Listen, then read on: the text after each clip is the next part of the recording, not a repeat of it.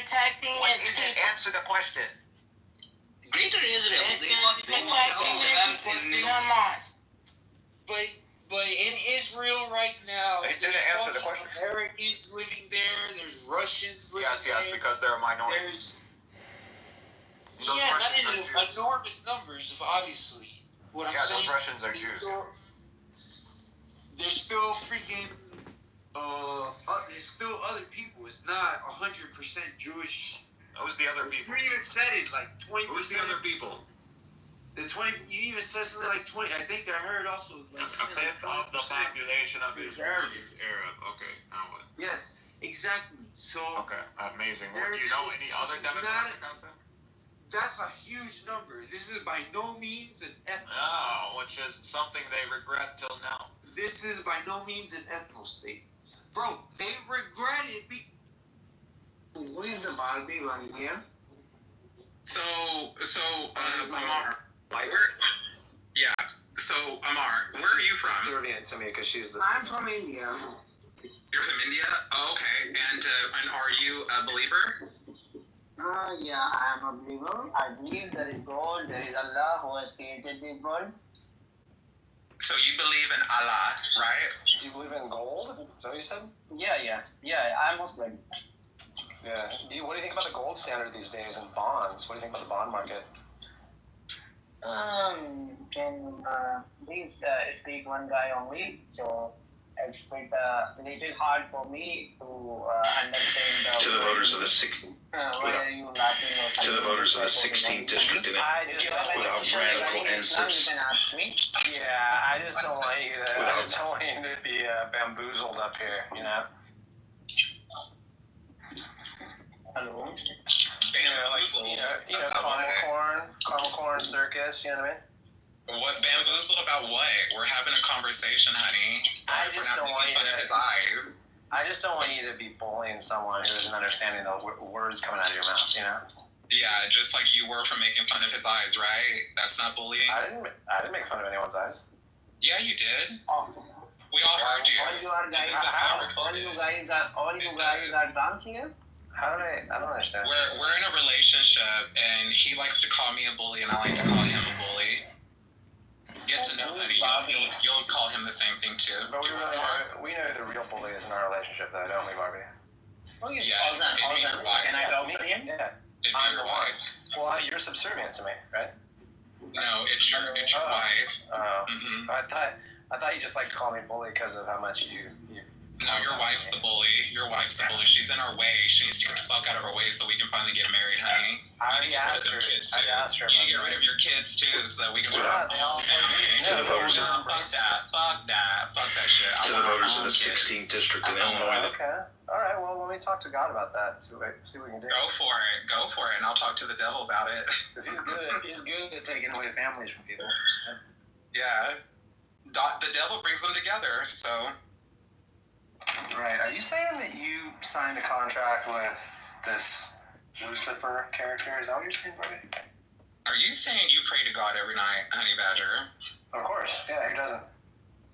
I don't. I pray to Lucifer.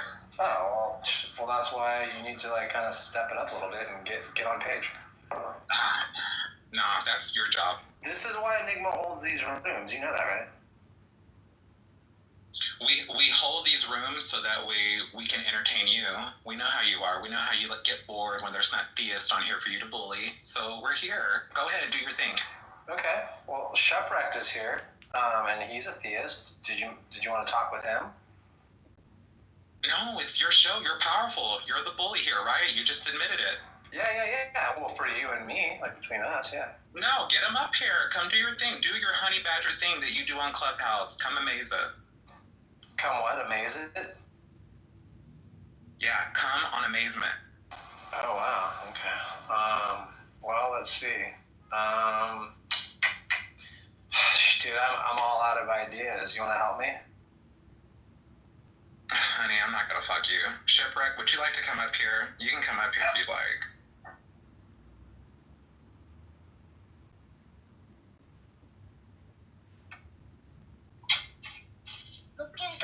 Sorry, heading into AAU basketball. I was just hanging out with y'all and listening to the fun banter. Oh, you're cool. Your kids can't hear us, can they? No, whenever I'm in here, it's in my ear. It's not on the. I was gonna apologize to them if you needed me to. Oh, no, that's all right. You're good.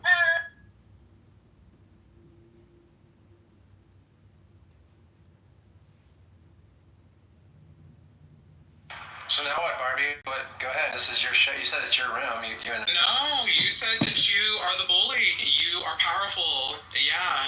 And I'd like to apologize to Shipwreck because, yeah, we've got this nasty bully up here. But go ahead, honey. It's your show. Go ahead. What, do you want the green bean, honey? Do you need the green bean? Enigma, is this my show? Do you agree with Barbie? Without radical and substantial spending changes. No, I don't want it. Why do you need other people? Why do you need everybody in this? Why can't it just be me? Well, Why do you gotta have people? Hi, You did that last time when T was on excuse your me, own. Barbie. You hear this, T? You Now, hear be them? respectful of Enigma. That's all, Barbie. Excuse me, Yeah, Barbie. but you want to bring people in the argument, honey. Keep people out of it. Just fucking talk to me. Well, I don't want to talk to you anymore. Excuse Well, too me. bad. Do you want the green bean? Will that make you feel better, honey? Because we know how you pout when you don't get your way. Give me a green bean, yeah. Yeah, you want it? Here you go. Here you go. Here, baby. There you go. Did you like that? That make you feel...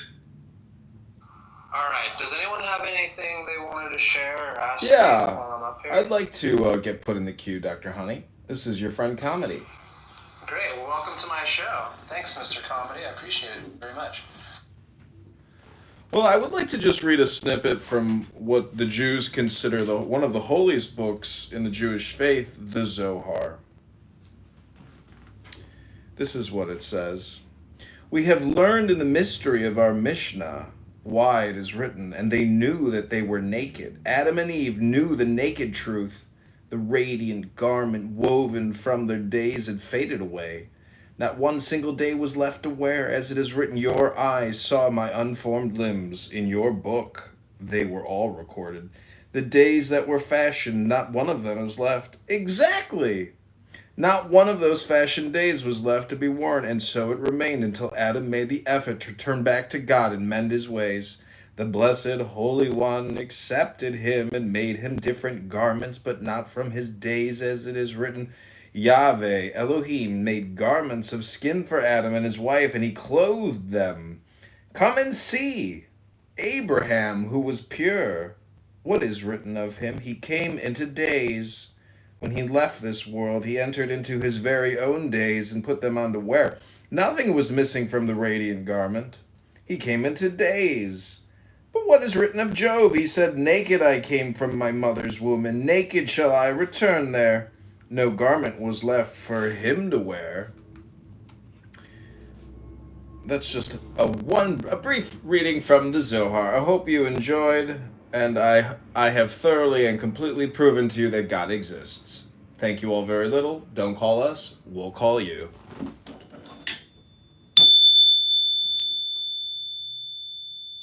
How does it prove God exists?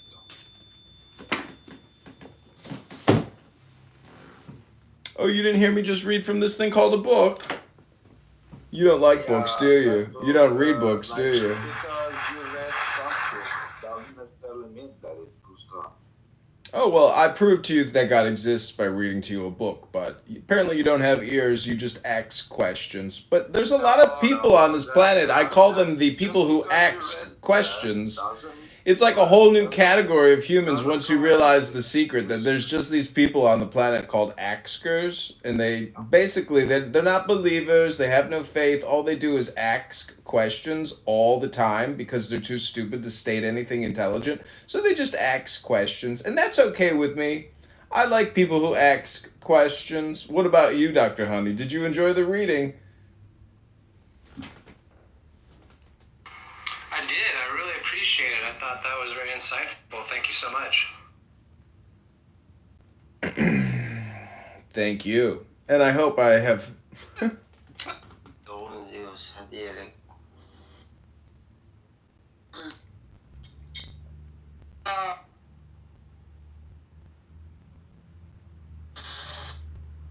Bro.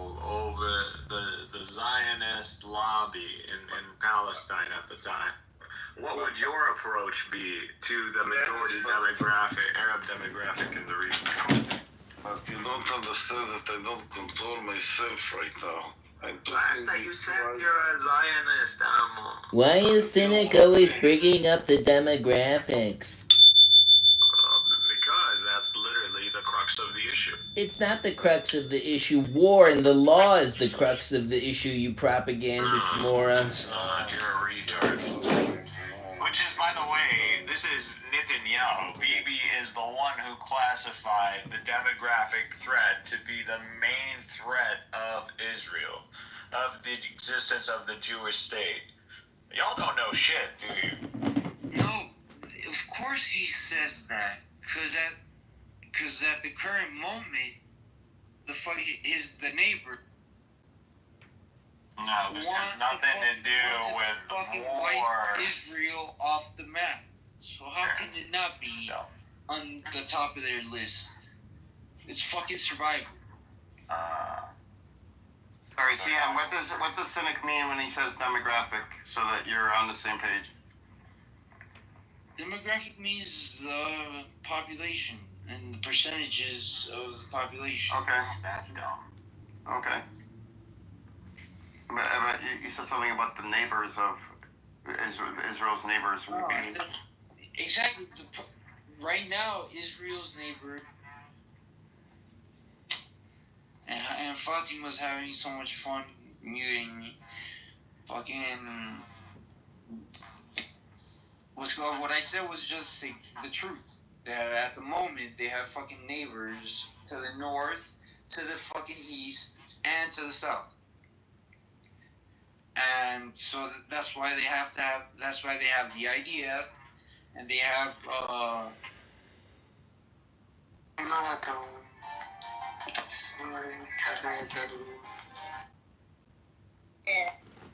That is not. Yo, Nathan, this Galaxy guy is at $2 Since I was rudely fucking interrupted and Knowledge asked me what's going on, Knowledge, you initially said it was a hypothetical. And Sasha continued to interrupt you. They didn't have the help of the United States. Check it out yet. If they didn't have these, everybody knows how powerful the Israeli lobby is in the U.S. If they didn't have the Damn, triple kick, double kick. This is like amazing. Everybody knows Knowledge does that. Look. Neither one of you are hearing each other. Nobody takes that as an affirming answer. You are part of this room. I do that all the time. When you interrupt me, I say yeah, all that. And he said, "Are you saying that Andrew kicked you?" And you went, "Yeah."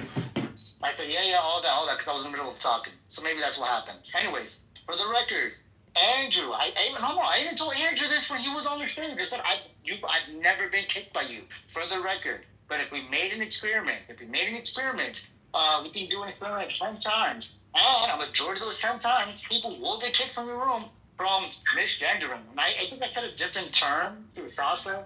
It was like misgenderment or something like that. And then Sasha was like, You said hold on. Yeah, genderism. And Sasha was like, what do you mean by genderism? Which is, hold on, Andrew, earlier conversation. The what do you mean conversation. That's number one.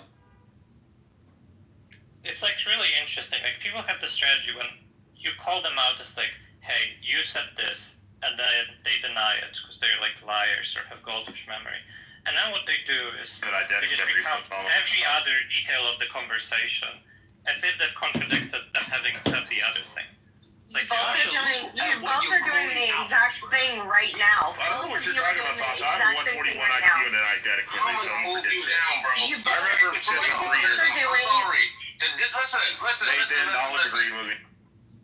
I don't give a fuck. Why the fuck do you keep saying that? Why would you keep bringing up stream? Knowledge ain't gonna protect you, bro. I mean, I would hope that the person that created this room and actually owns this room would, but, I guess you want to jump. Yeah, fuck you. I'm saying it again, bro. What's this retard's name? The one with the samurai PFP? Because just shows up as black. That's Rich.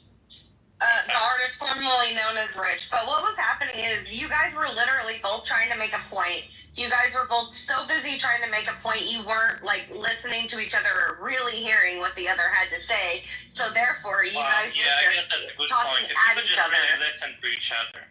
No, like Then you weren't all listening. maybe you could end World Hunger 2 and have eternal peace.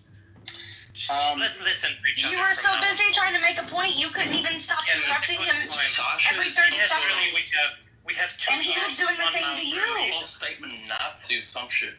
Like you're looking for Yeah, false statements upset about. and you're The point All right, how about that this? you guys were both kind of saying the same thing and talking past each other. Andrew, do you take the challenge? You can do that. Well, I don't think he was going to purposely try to misgender people. I don't think. Andrew, take it down.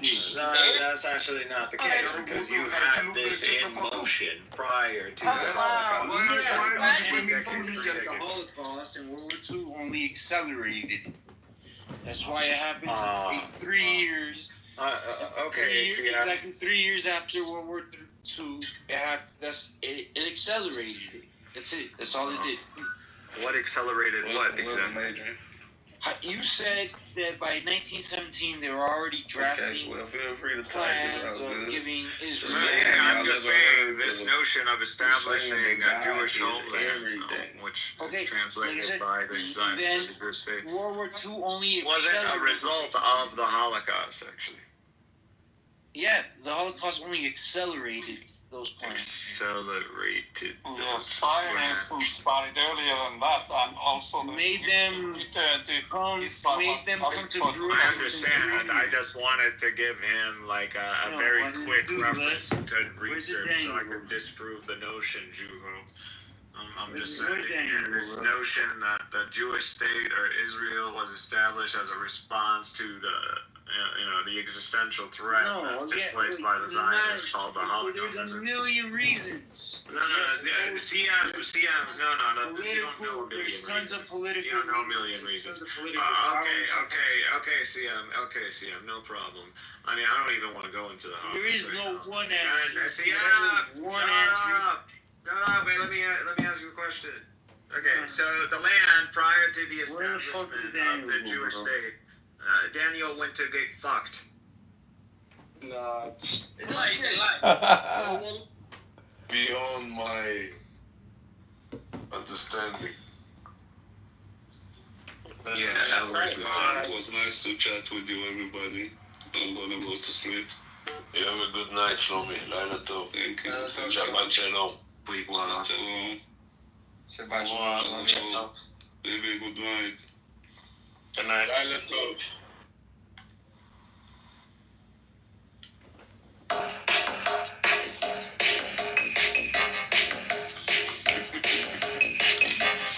Harry Bullseye.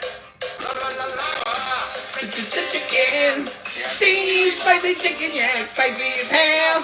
Ooh, mamacita, now you're ringing the bell. That's not nice.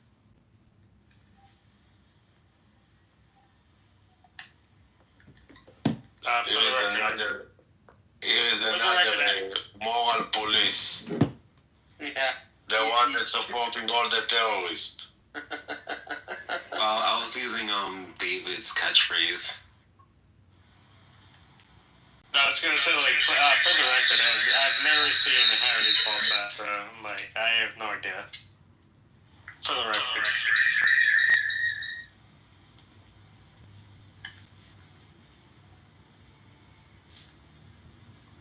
By the way, I do not support the terrorists, and I think David could back me up on that.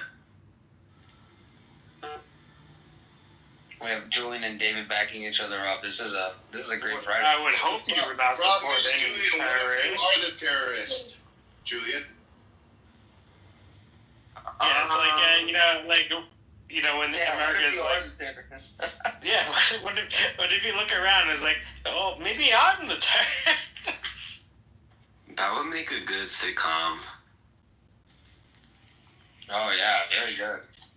And Julian, to call you out though, but with all due respect, Julian, Harry, this guy is pro Luigi. No, I know he is. Trust me. I see his PTRs all the time. Yeah, dude, like, how fucking pro Louis? Julian is This guy he's a libtard. He's a fucking murderer. Dodge guy's recording your guys' room, man. Putting it in another room. Just an FYI. He can record. Edmund can record. It's fine. Let him record. He has one viewer on his YouTube video all the time.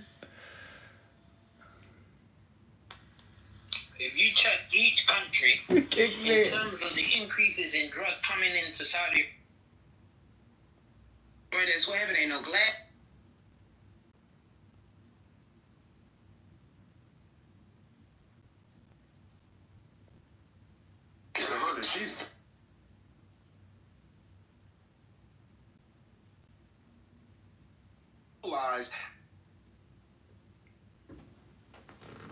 No, what you're thinking about like some things like a full identical, and if I kept saying, what I'm saying is like when you say, for example, either the ears is gonna be one of predication or one of like identity, but if it's one of like predication, like the one you just gave now, you're saying is whatever in the case is gonna be identical to the first term is gonna be such that it's gonna have that predicate. Okay, yeah, I'm happy to say that if you're putting it that way. Right. But that's just going to be, again, a reduction to the law of identity. But I'm saying that's going to be an axiom of logic. But the point is, like, why think that the Peano axioms are reducible to the laws of logic, unless you think logicism is true, which is just the thesis that, like, the Peano axioms are reducible to the axioms of logic, which is like a heavily contested theory. Majority of people thinking that is false in contemporary philosophy. Especially since like Russell's paradox, which shows like basic law 5 is false. Yeah, so I mean, it's from my notion is like not just that everything reduces to logic. I think that you can have multiple different logical systems that are axiomatic systems. Like I don't think there's paraconsistent logics, there's relevance logics. And these are different logics that are different axiomatic systems, and different things follow from them. So obviously I don't think, and I think those are analytic truths because they follow from these axioms, but clearly I don't think it just follows from a single logic theory because I just think there are multiple different logic theories.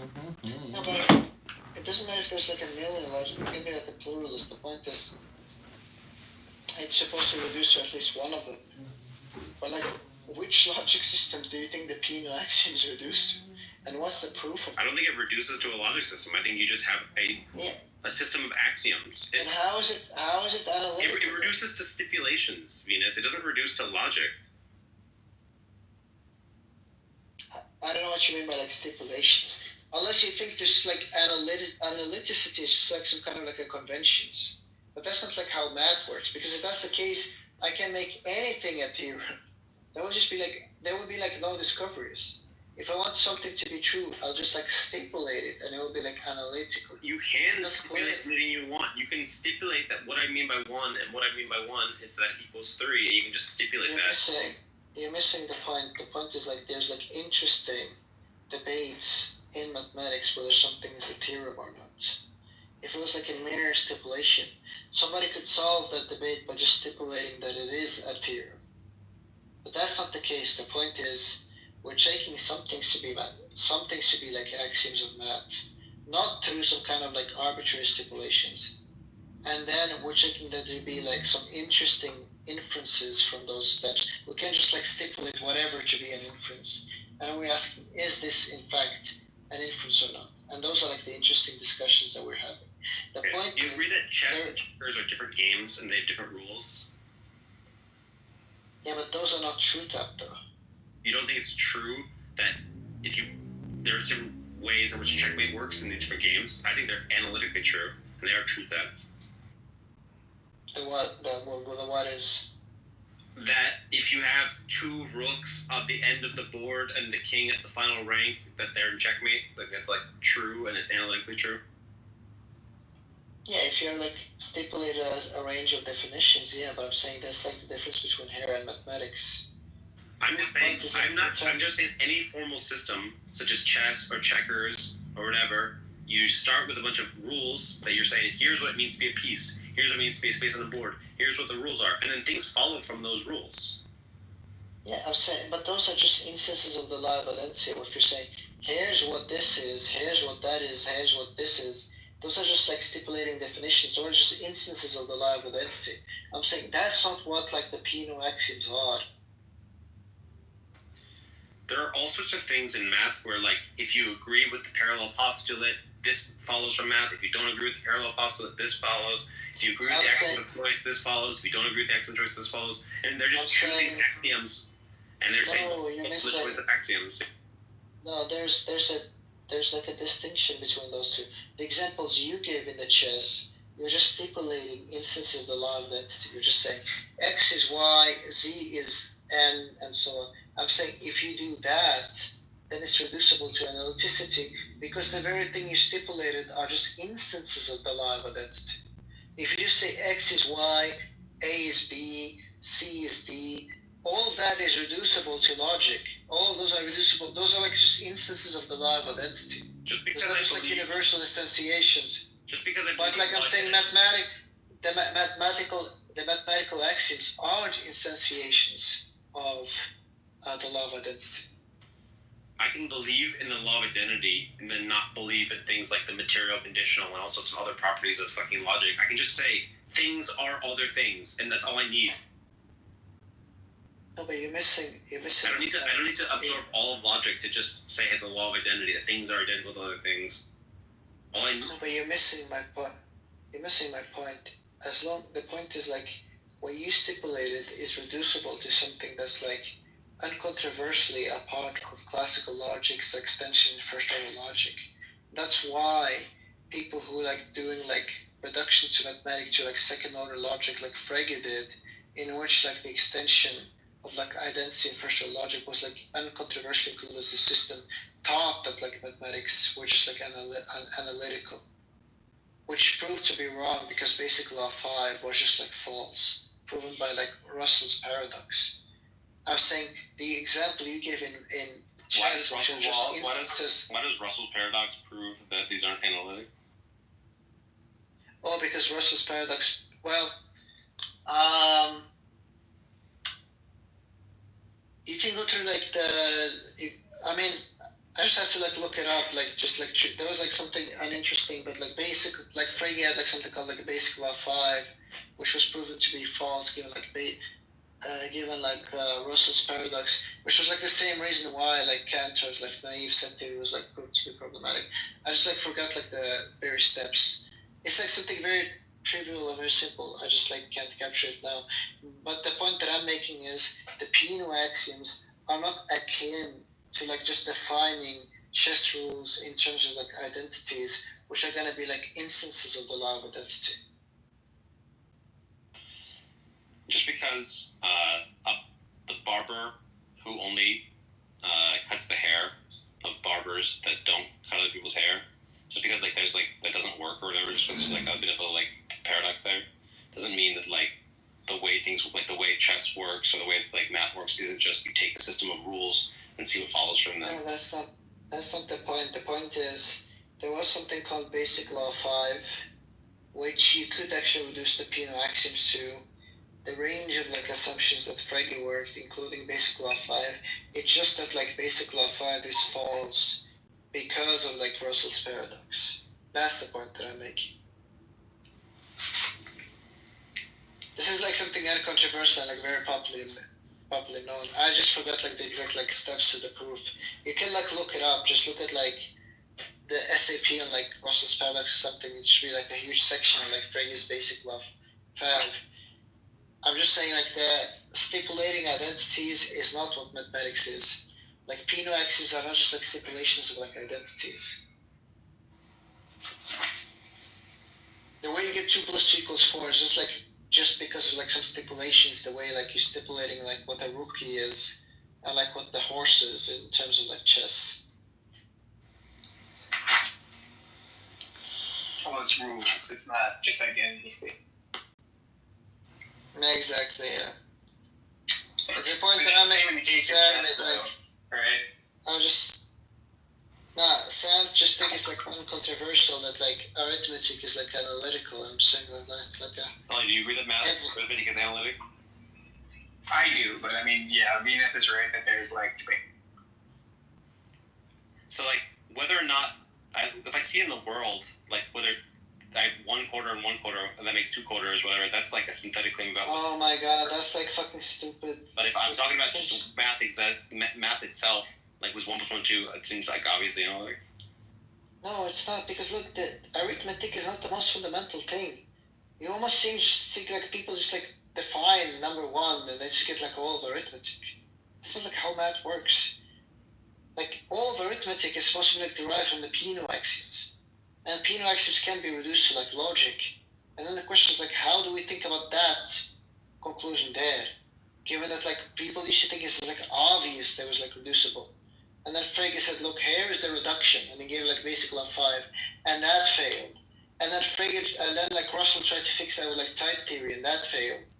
And then people just realized, oh, we can't do that unless we just like arbitrarily define something, but that's not going to be analytic as like the ZFC like set theory is trying to do. And then people are saying, oh, what about like Hume's principle? Oh, why think that's analytic the same way like law of identity is? And there's like a huge debate of how to think about this thing. And then you just like come who don't even know shit about this debate, who just think, oh, I just think it's like obvious. It's just like a problem, like that kind of like arrogance. You don't even know like the beginning of this like entire discussion. And you think it's just like a hand wave your way to saying it's like, oh, analytic. That's the issue that I'm taking with this. And like Sully probably has like a theory of this, but at least like Sully has like understood the debate, read through the debate, and then like taken a position. You know like fuck all about this entire debate, and you think it's like something as easy as just to like say, oh, it's like the chess game. There is like so I do think there's going to be a difference between like analytic and like logical tautology. You know, like I think there are some analytic truths that are not like merely the same as a logical tautology. So, you know, I mean, even something like a bachelor is an unmarried man, something like that, right? That's like analytically true or something.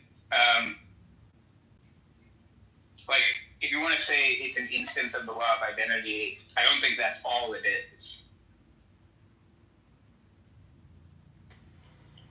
I mean, there's also like there's analytically. There are things that are true. Once you know what the terms are and what the rules of the game are, you don't need to learn anything else. There's other things where you have to check the world. So I don't know how many atoms are in my bedroom. I have to check. Whereas I can just know by knowing what 1 and 1 is and what plus is, that means 2. I don't need to check the world to find anything out. I can just know it's true by what the terms mean.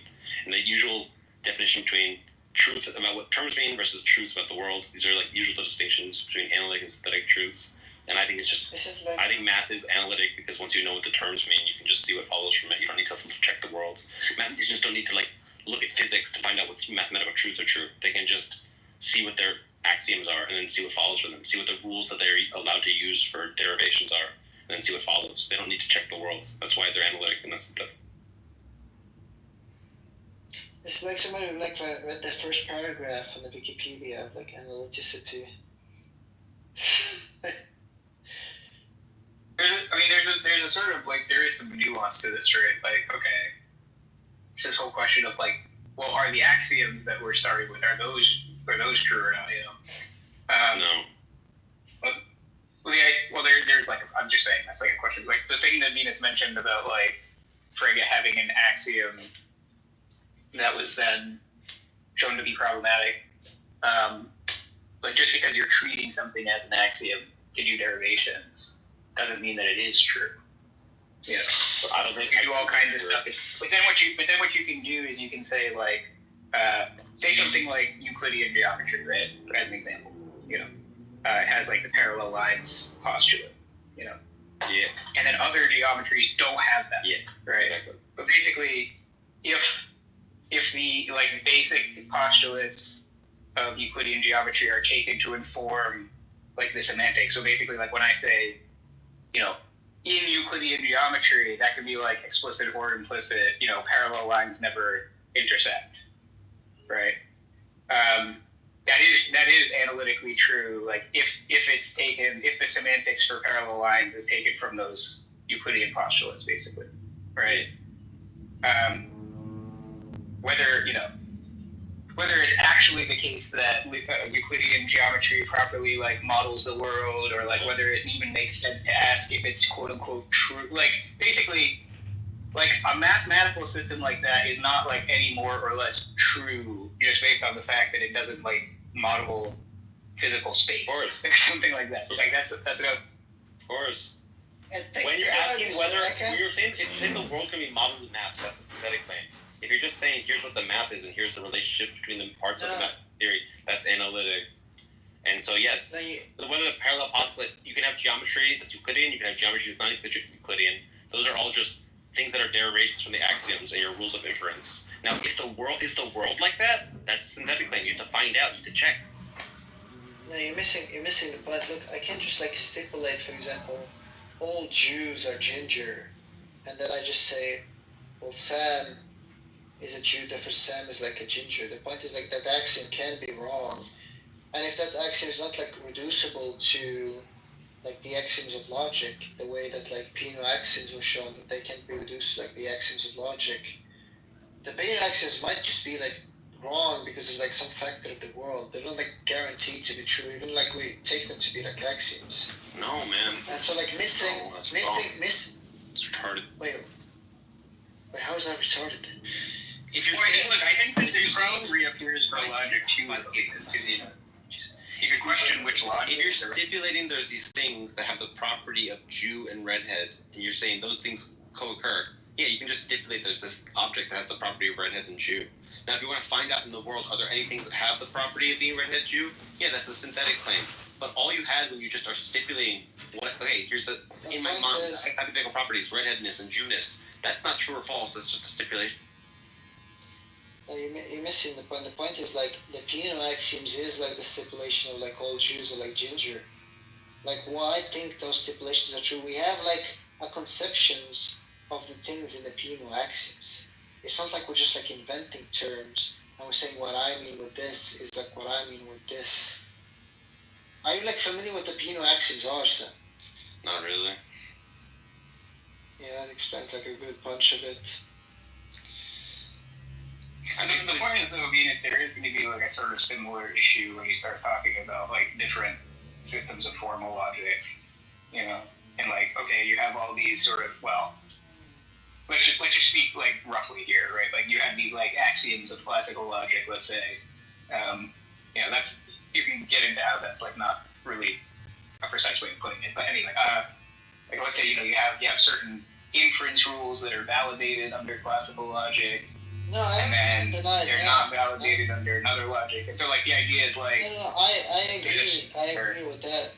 No, I agree with that, but that's not the issue. That I'm saying, like, there is, like, Sam is missing a point. Even if we had, like, a fixed logic in the background, there's, like, nothing controversial. Because I'm saying, if the Peano axioms are not reducible to the axioms of, like, second-order logic or, like, higher-order logics, then they're not going to be, like, analytical. It doesn't matter if you say like we're just. Yeah, I don't think that's that would right. just be like, I think I did. Yeah, would just be. But that would just be like stipulating that like all Jews are like gingers and just saying, oh, I can just derive like, even that Sam is a Jew is gonna be like a ginger, like that's gonna be analytic. That would be like confused. You can't stipulate synthetic claims, obviously. Well, the point is we don't know whether or not if you can't reduce the Peano axioms to axioms of logic, you then claim them to be like analytical. Well, that's the point. That's the thing I disagree with. The point is like you're being crazy right now, man. I'm just saying certain systems have rules. They have sort of identities and rules, and that they're not all going to be a specific logical system. You have paraconsistent logic. Okay, hold on. You're missing. Let me try to different things. Wait. You guys down. You guys are crazy. You guys talking over me. Fuck, this is crazy. Stop talking over me. Stop talking over me. I'm saying there are different rules and different systems with different identities, and they don't all go track back to Peano axioms or any sort of particular logical system. The rules of chess and the rules of Monopoly are not going to be the same rules, but there's different things that follow from them. Once you have the game of Monopoly, it follows Like, there's lots of things that follow from the rules of monopoly. And I'm not trying to reduce everything back. All I'm trying to reduce things to is that rules exist and identities exist. That's it. I'm not trying to fucking map it back to some specific logic or some specific fucking piano axiom.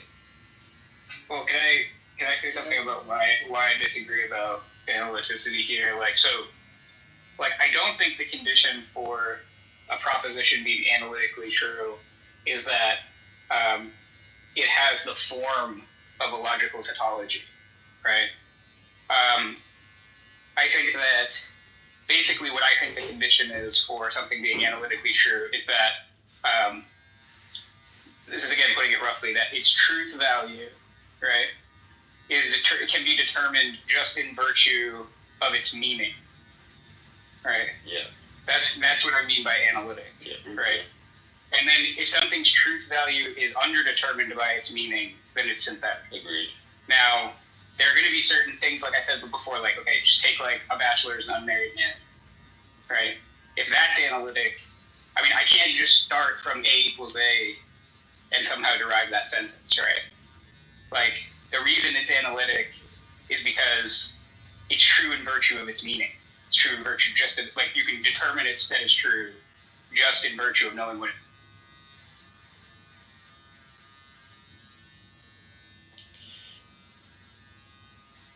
And so, like, what Sam, I think, is getting at here is that when you're saying something that's, like, implicitly embedded into a rule system, right?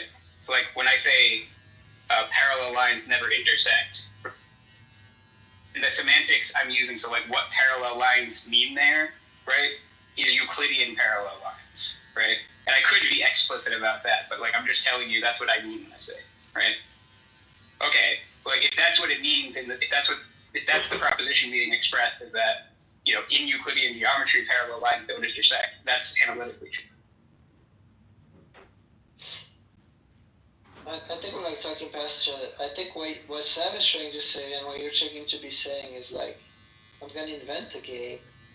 I'm just gonna defy this chess piece to just mean this, and this chess piece just to mean this, and then you're just gonna like trivially by like the inference rules of like I don't know like first order logic or something derive like a set of like truths which are gonna be like analytical.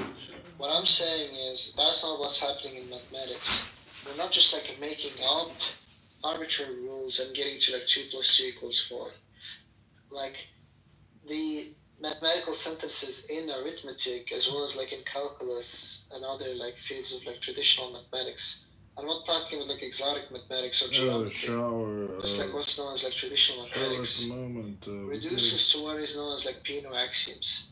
But these Peano axioms are not stipulative definitions the way that like Sam is taking these like arbitrary games that he's inventing to be. Like for example that like 0 is not the successor of any natural number. It's not like some kind of like just something we like stipulate and like make up. That's like a claim. And if you like accept that claim alongside with the rest of the Peano axioms, you can reduce all of traditional mathematics to this. Now, is this supposed to be analytical? Is like what is taken to be like controversial.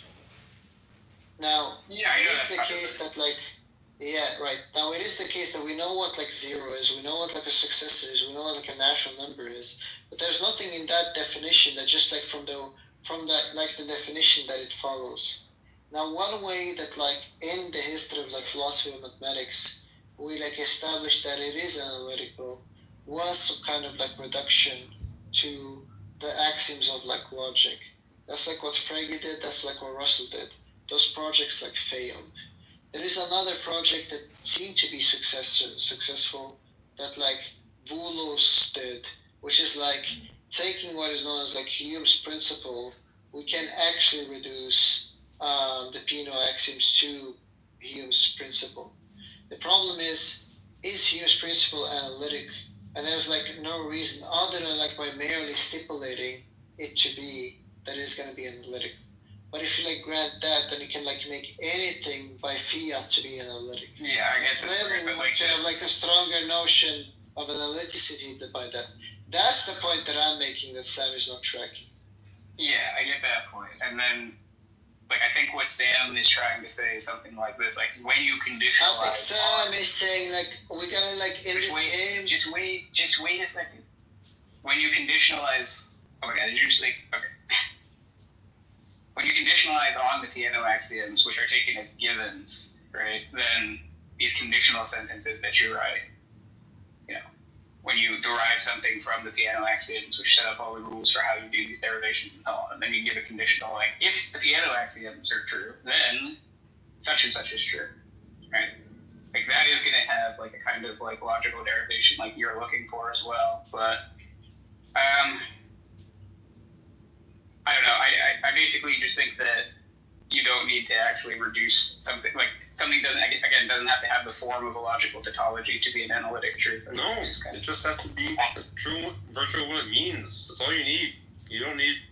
It doesn't have to have a logical structure. Right, but you get what he's saying is that when you say like, basically like when you give the piano axioms, that you're not just like defining like the way he's saying is that you're not just defining zero, right? Like you're making a claim about zero, you know. I don't think. Or like when you give the successor function, it's like you're not just like saying something that's analytically true of numbers. You're like presenting a claim about them. I mean, what? You can have different numbers, theories of numbers that work differently. Like we know that you can just have the axiom of choice or not the axiom of choice, the parallel oppositor or not. You can have it just. Here's a system of math.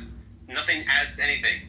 So 1 + 1 is 1 because nothing ever adds. There's no like you can just have different theories of math. You can just have different systems, and they're not any of them are not wrong. They're just different rules that you can use.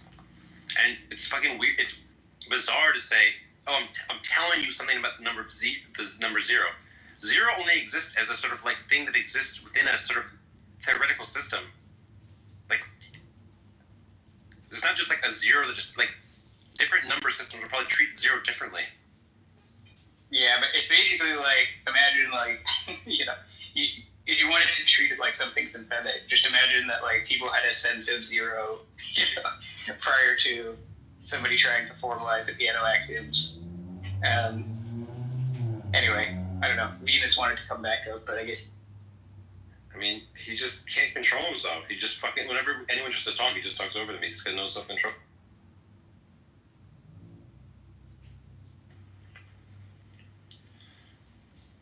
I don't think it should be too controversial to say that a dog is an animal's analytic, or that, you know, it's analytic to say that a bachelor's a married man. And I also don't think it should be controversial to say 1 + 1 is 2 is analytic, because you don't have to check the world. Mathematicians aren't scientists. They're not looking at the world to find out whether 1 + 1 is 2. They're seeing if the things follow from their rules they are allowing themselves to have in their identity. Is this about whether math is analytic or a priori synthetic? Yeah, I mean, I think so. I don't know. It seems to me that like what you just said there presumes. And by the way, I don't really have like a horse in the race, but it seems like what you said there sort of presumes that, you know, if, you know, the truths in question are a priori, then they must be analytic. And that's what the synthetic a priori people are denying.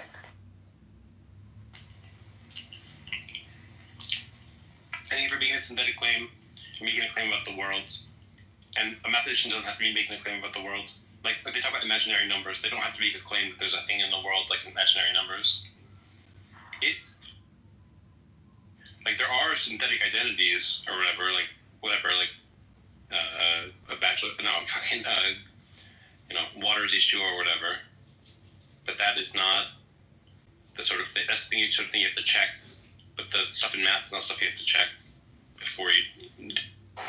Well, I mean, you're kind of just presuming that a priori knowledge can't get at things in the world. Now, I share that presumption, by the way, but it would be something you'd have to argue for against the, a priori synthetic people, right? I mean, a lot of those people will probably be mathematical Platonists who think that mathematical truths are in the world. They're just things that you discover by a priori intuition, nonetheless. Well, then how does it make sense of that? You have some math that rests on the axiom of choice and other math that rests not on the axiom of choice. Which one is in the world, you know? Like, does the world have both? I mean, I assume that there's a sort of few different options that you can go for. One is you can try to justify the claim that one axiomization like matches up with the truth better. You know. Another is you could say like maybe the truth is just sort of indeterminate in some way. But like it's not like I don't really see that as having a lot of bearing. Like they could even say something like, look, you know, there are some aspects of mathematics which there isn't like some sort of determinate truth about. Like, you know, maybe whether you pick one axiomization over another is going to be arbitrary in some circumstances. That doesn't mean it's all arbitrary. And it's all just a matter of, you know, what the truths about your meaning.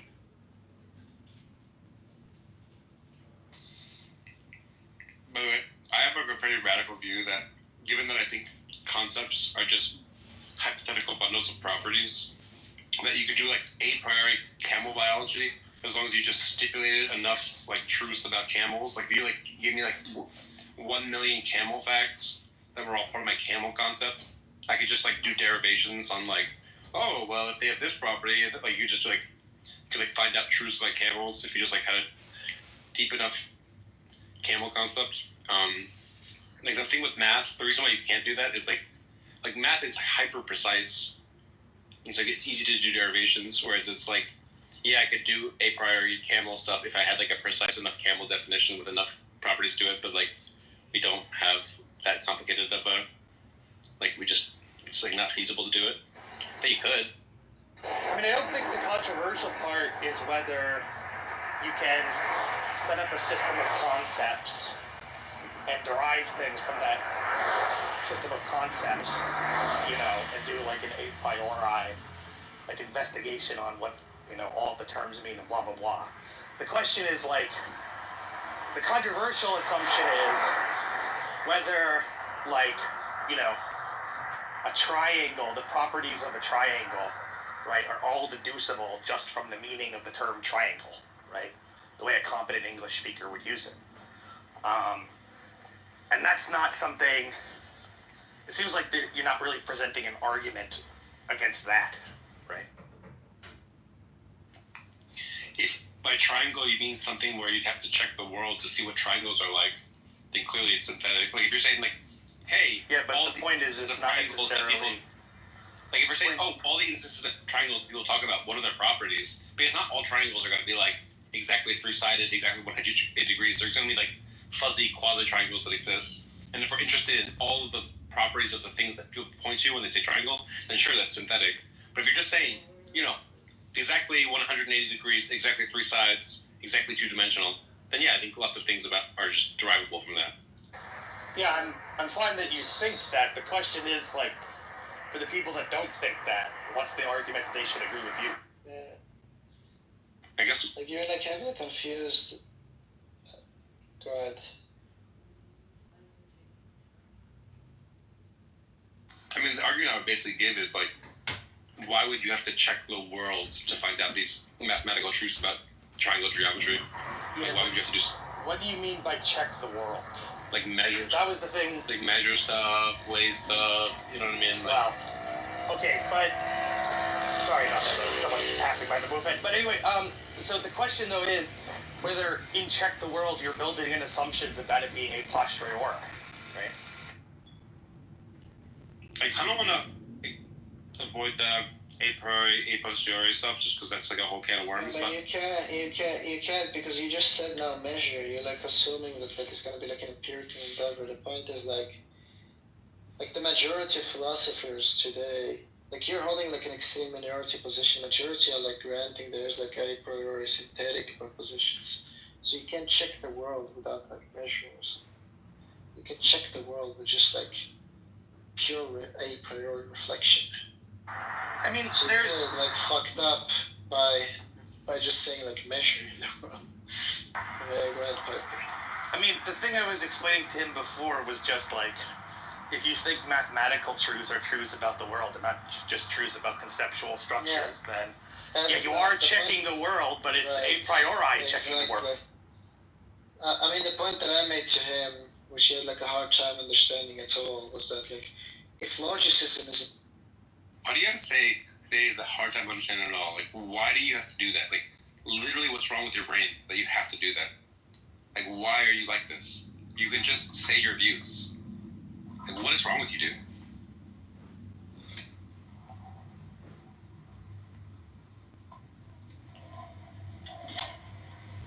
Yeah, but it was my view that I thought he had like a hard time understanding it. That's how I got to this kind if you insult me, I'll just move you down. So just don't do that. But I'm not insulting you though. Okay, I will be the arbiter whether you're insulting me. Yeah, but you're just gonna like stack the deck against me, like, how's that interesting? I get to decide what's interesting. Yeah, then it's just like mod abusing. Whatever, dude. I don't think it's hard. You'll notice that Sully and MJ and even Piper and I don't even like each other, but I don't move Piper down constantly. That doesn't happen. Why? Because Piper isn't a person that just randomly insults people for no reason. Sometimes we get mad at each other, but it's not. We can have a conversation where we just talk about things that are insulting each other. We can do that. I'm not insulting you. I'm just not like walking on like eggshells the way Piper. Alright, please walk on eggshells because I'm a little baby snowflake that I can only handle being having you walk on eggshells. Yeah, but you're like a baby. Why even have that conversation? Then don't have a conversation with me. I'm happy to talk about this with Sully and Piper. That's fine. Well, like, don't complain that I think you're like 85 IQ then.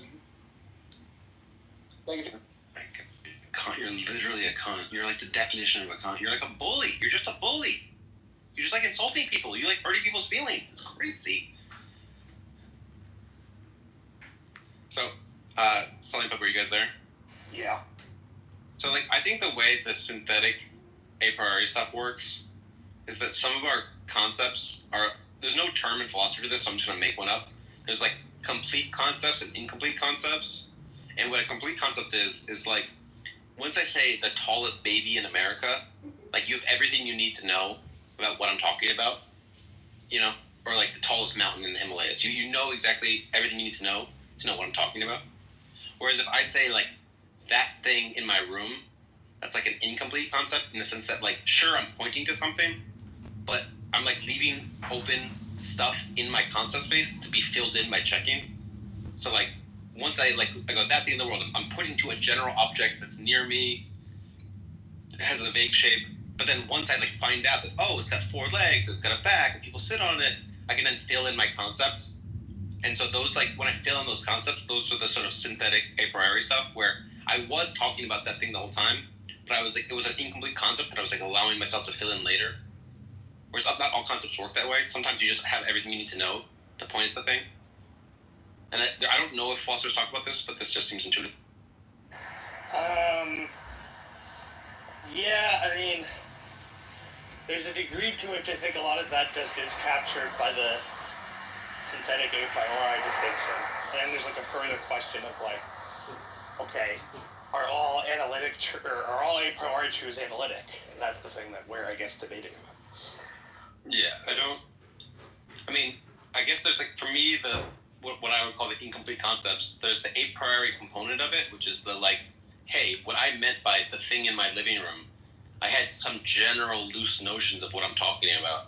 Like, I generally meant that, I meant an object, which is near me, which has a certain color and shape, but I didn't know much else about it.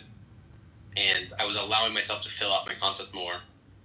But I already had analytic in that it had to be an object and it had to be near me. Those are analytically built into it. So, like, maybe with like the water case, like, water has to analytically be like the clear, drinkable stuff, you know? That's because that's what we're trying to point to. But then what it's made out of, we were like leaving that open. You know, we weren't like. And then once we like filled that in, then we're like, oh, okay, now I know more about this thing. But like, there was the a priori part of water, which is that it's like wet and clear and shit like that.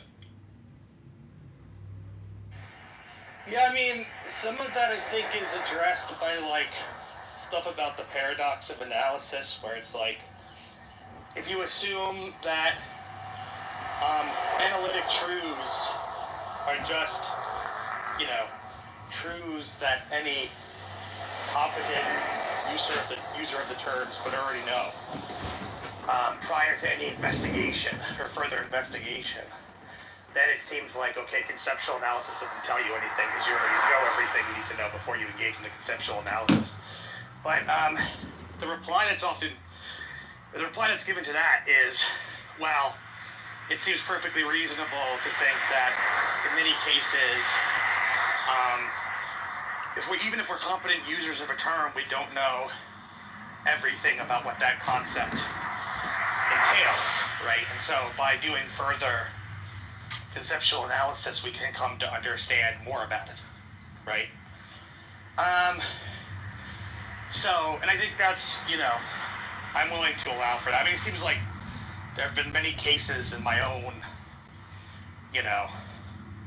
sort of mental life, if you want to put it that way, where I don't know everything about what a concept entails, and then someone shows me, or I do the work myself to figure it out from some sort of conceptual analysis. And I don't have a high view of conceptual analysis, but, I think at least as a reply to the paradox of analysis, that's fine. So. Yeah. I basically think that just because you don't know everything about what a term means, like what follows from what the mean, like you can have some identity statements and some rules for inference, and that you don't have to know how all of those identities and rules for inference all interact.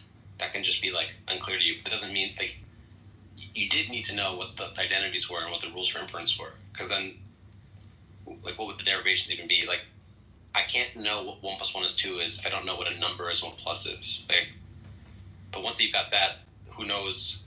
There's also the facts about addition that I don't know what 703,026 plus some other random number is. Like, I'd have to think about it really hard. Yeah, I mean, and so the further question is, like, when you think about it really hard, are you putting together synthetic truths from some faculty of intuition for mathematics that you have? Or are you just deriving things analytically from the meaning of terms? Radical and substantial spending changes to taxpayers. I mean, I think I'm deriving stuff, because I think if I wasn't deriving stuff, I would be, like, doing something. I would, like I don't know, I would be measuring the world. I would be looking at the world. Yeah, but The story of sound is the story of us. The further question, though, is when is looking at the world necessary to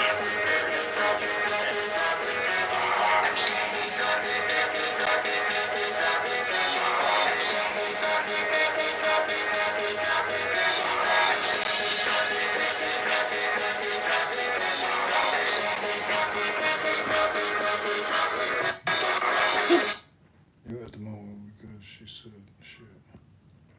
Hello? Hello?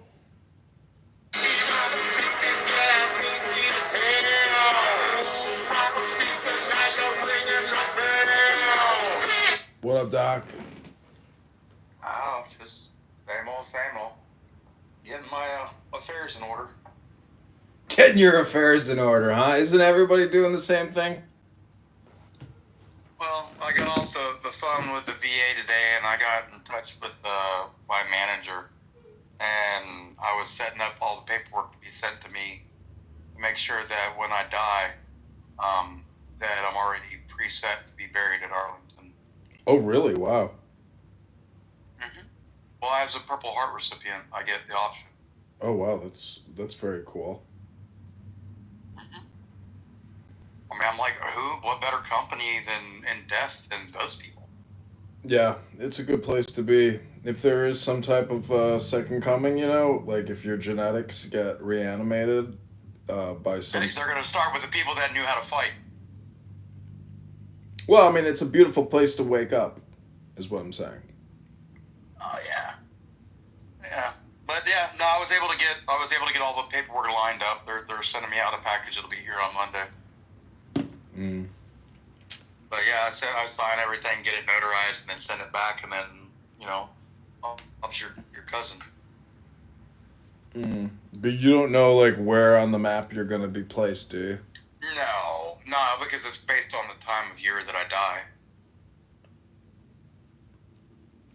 But I will have a reserve spot regardless. Mm. Well, it's either that, there's a local military cemetery around here that they were trying to give me the option to. But I'm like, well, don't I get the option to be buried there because I'm a Purple Heart? And they're like, yeah, actually you do. And I'm like, okay, well, that's what I prefer. Yeah. And then they set up all the paperwork. That's cool. So, yeah. I'm excited that it's all taken care of, and that, like, if there's anybody that really cares about me when I die, that they don't have to worry about, like, trying to figure out how to put me in the ground, and it costs them money. Yeah. Because it's not cheap to bury anybody these days. Like, if you can do it for $10,000, that's with a cremation. It's not cheap to get dinner tonight. It's not cheap to get this and get that. It's just the bills never fucking end. A couple months ago, I know. Never fucking ends. This doesn't work anymore. This is broken. This is leaking. This broke. I need a replacement. Sounds like me at McDonald's every time I try to get a milkshake.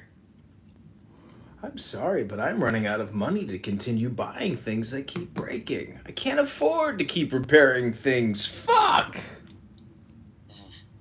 Well, right now, you want to buy some shit? I mean, we can do a deal. I got like 500 on it. You put 500 on it. We can order a bunch of shit in from China right now, even with the tariffs, and make a killing right now. You know that they're selling off pallets by weight at like 54 cents a pound? Like, so you get a pallet of, like, microwaves. Like, you're literally, the whole pallet weighs, 1,200 pounds. Well, 1,200 divided by 4 is, $300. So that pallet of microwaves just cost you $300. And you just got, 35 microwaves. Like, the money potential because China's fucking really hurting because of these tariffs. I don't see the news talking a lot about it, but everything that I've been reading, like, they are like 300 million people unemployed right now, and all their minor factories are shutting all down. Like, they're gonna hit a big fucking wall here in the next, financially and fiscally, like, very shortly. They're already at the wall. But the opportunities are there because they're not even selling you that microwave for, say, $15. They're selling it to you in weight, and you're probably paying like $2. So if you're paying $4 with the tax, you're still getting a microwave for $4.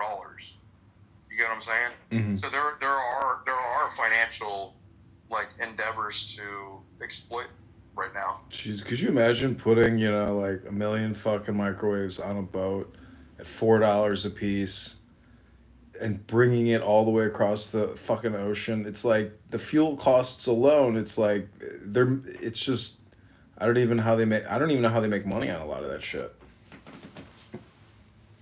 Well, I mean, in 1988, the average worker in China would make approximately $3 to $5 a week if they're lucky. Mm-hmm. And now they're up to like $11 an hour, even in China. And when we didn't have the tariff thing going on, the factories were able to figure out how to make, the margins work. But now that, like, the tariffs are in there, they can't afford the workers, the factories are fucking shutting down. Like, it's a big clusterfuck of economical, like, grandeur. I think it's a big fucking deal. Yeah. Did you see that video of Trump in with his cabinet for the 100-day review? Mm-hmm. Did you watch that? I didn't watch it, but no. What did you learn? You gotta watch it, man.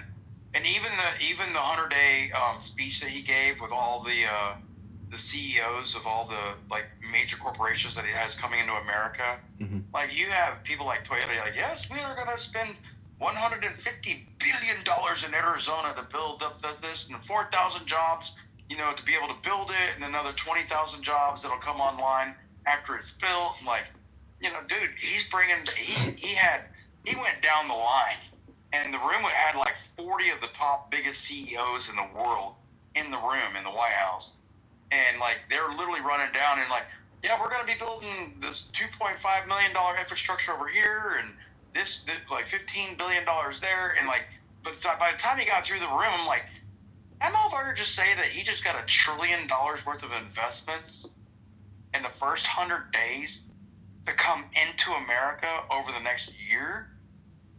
Like, bro. And then you watch the cabinet thing, and then everybody's like, we found this money, we found this, we're deporting these people, and he goes around the table all the way around. I'm like, everybody's got good fucking news all the way around the fucking table. I'm like, Democrats are never going to get this shit back if they don't, like, step their game up. Yeah. Hi, David. Good Shabbos. What's up, Bobadilla? With all due respect, kick 'em. Nah, but like, I'm excited for what the next little bit of time frame is going to be. He's a good commander-in-chief. I'm glad that he's the commander-in-chief of the military. My nephew John, he rolls out on Monday to boot camp for the Navy to be a Navy Corps. Yeah. So I couldn't imagine him having done that underneath Biden's tutelage. I think Navy and Air Force is always the way to go. Army, it's too earthy. It's too much real shit. Too much beat your face. Yeah.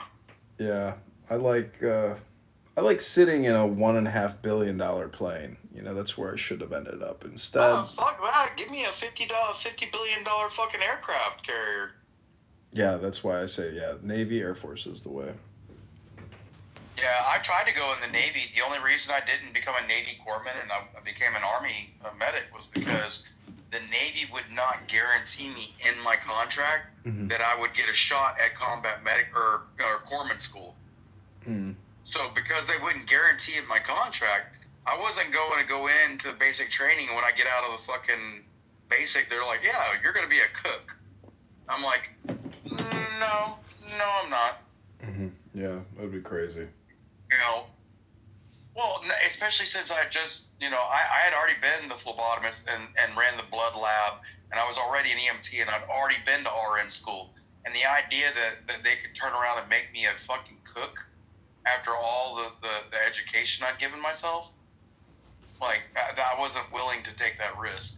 And that's why I walked straight across the hallway and went into the Army recruiter. I'm like, will you guarantee me Army combat medic? They were like, yeah. I'm like, cool. Sign me up. They're like, yeah, come on. Water's fine. But how's things up there in Chirac? You can't complain. The taxes are paid. The mortgage is paid. And I'm still going bankrupt. Still got enough money for dinner, so I can't complain. Yeah, well, ramen and tuna fish doesn't count as dinner. No, I'm gonna have a nice dinner. A good Shabbos. My friend is coming over here to help me move a bed, and then we're gonna get dinner. What's up? Yeah. I had half my I had red snapper for dinner last night, and I still have half my dinner from last night, so I'll probably eat that up later. Red snapper. Have you ever caught fish, gutted them, and then cooked them and ate them? Does a pig fart after a bowl of beans? That's a yes. Yes. I watch a lot. I'll go.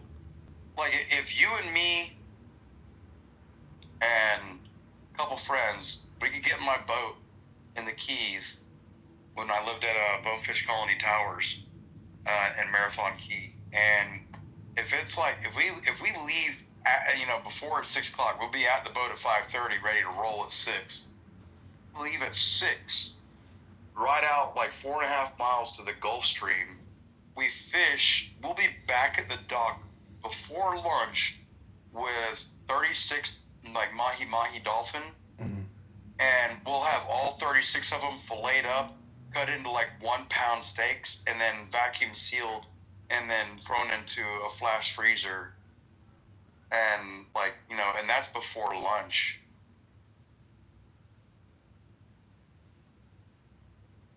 You know what I'm saying? Like, yeah, I'm a big fisherman. I love angling. For being an angler.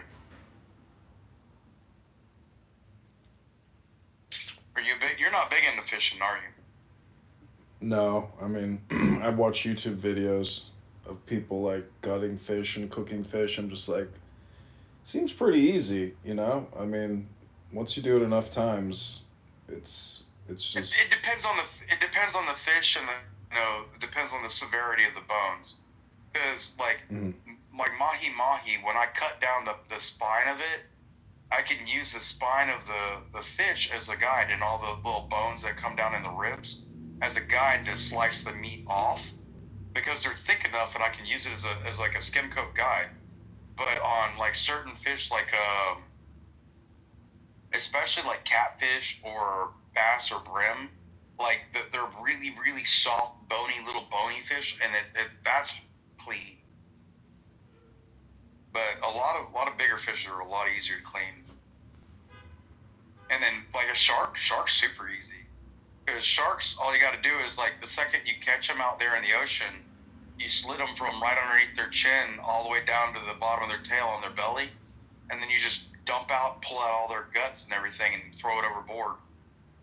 Because sharks don't have bladders, and if you don't get their internals out of them, they're gonna leak their toxins into their skin and ruin the meat. So if you see somebody like cutting up a shark at the dock, don't get any of that meat, because it's probably been several hours since that thing was killed, and it's already ruined its own meat with its own peeing through because the sharks pee through their skin. If you didn't know,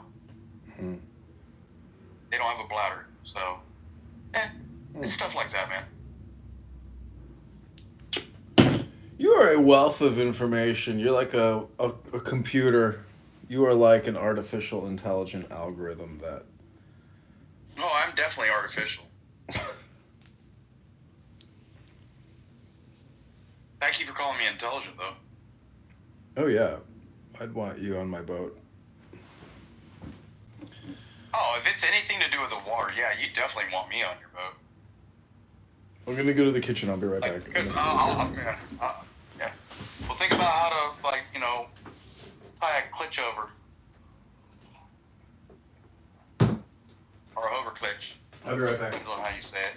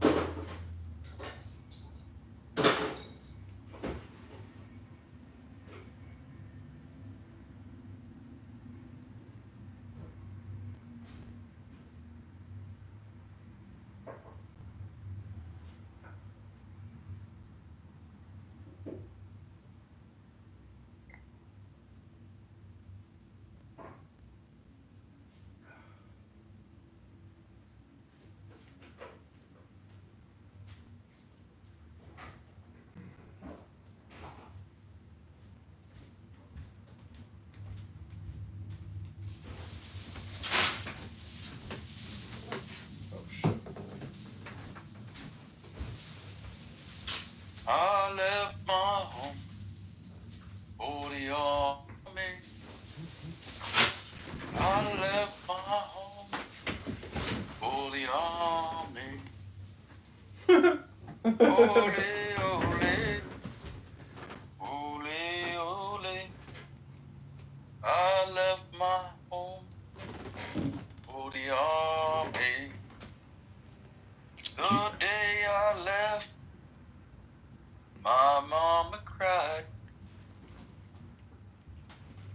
cried so hard, she thought I would surely die.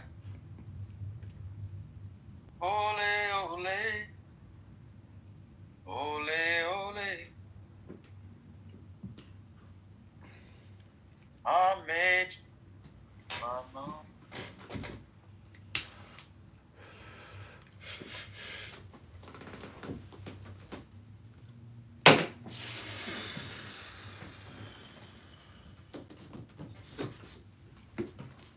Get away from the old one. Dude, I don't know what's going on. It's crazy. You know what I mean? You know what I mean? I don't think you know what I mean.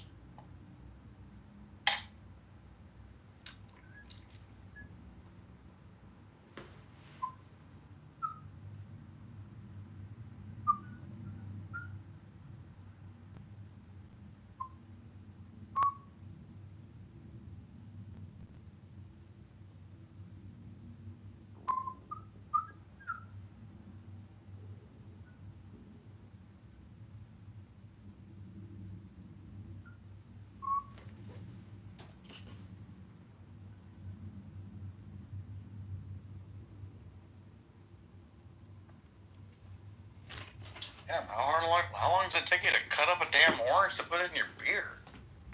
I don't have any orange. I have orange juice. Close enough for government work.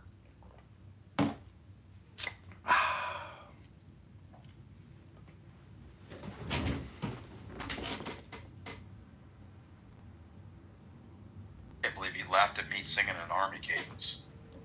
I was gonna ask